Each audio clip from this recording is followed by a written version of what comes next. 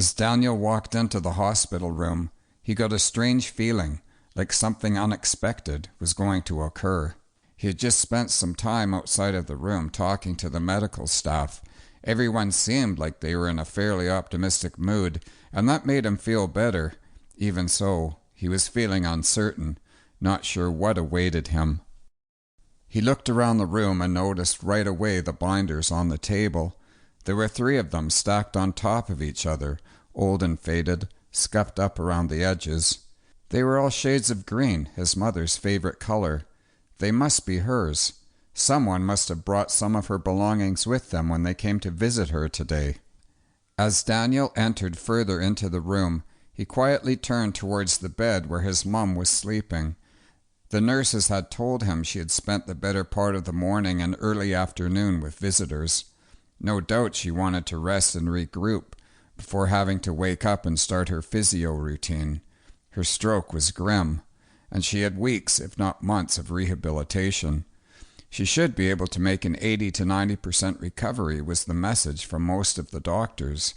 Daniel was hopeful, but he had been through something like this before with one of his friends.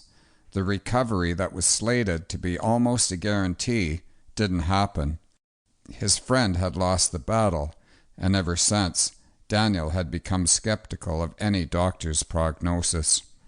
He walked over to the table where the binders were placed and sat down on the uncomfortable vinyl blue chair that almost begged people to stay away from it. Taking off his coat and tossing it onto the chair across from him, he leaned over the table, reaching for one of the binders.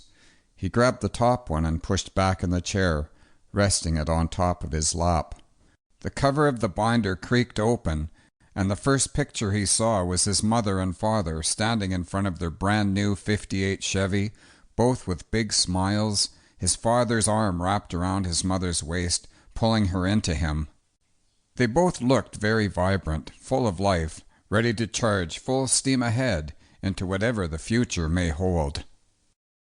It was a wedding present. I told my dad, your grandfather, not to when he hinted at buying us a new car. I thought it was just too much. We were going to buy our own car soon anyway. Now that your father and I had both graduated, were married, and starting our own careers. But in the end, my dad insisted. He drove up and parked it in the driveway outside of our little rental house. Your father and I were both inside when we heard these quick repeating honks coming from the front of the house. We looked through the picture window and there it was, our first car.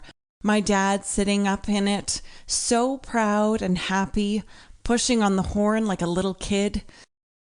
He got out and told us to stand in front of it so he could take our picture. He was more thrilled than we were about the whole thing. Turning over a few more pages, he stopped when he saw a leaf pressed on the left-hand side and a large single picture of him as a toddler buried in leaves on the right. You were only 3 at the time. It was the perfect autumn day to go out and rake the leaves into a pile so you could play in them. You rolled around in the pile most of the afternoon, getting buried and then screaming with delight as you charged out of the pile like a rocket. Then for some unknown reason, you stopped with all of your excitement, got very quiet, and sat in the middle of the pile looking up at the sky. A small gust of wind swayed the trees that surrounded us, and a few more leaves fell from the branches. One particular leaf caught your attention as it swirled and twisted downwards towards the ground. It was almost like you were a magnet, and the leaf slid to a stop at the bottom of your feet. You bent over, picked it up, and examined it carefully. It was perfectly shaped, with yellow, green, and red colorings blending together beautifully, the stem curved and the length in exact proportion to the size of the leaf. "I want to keep this one," you said, and so I did. I pressed it inside the album all those years ago, and look at it. It still has its perfect shape.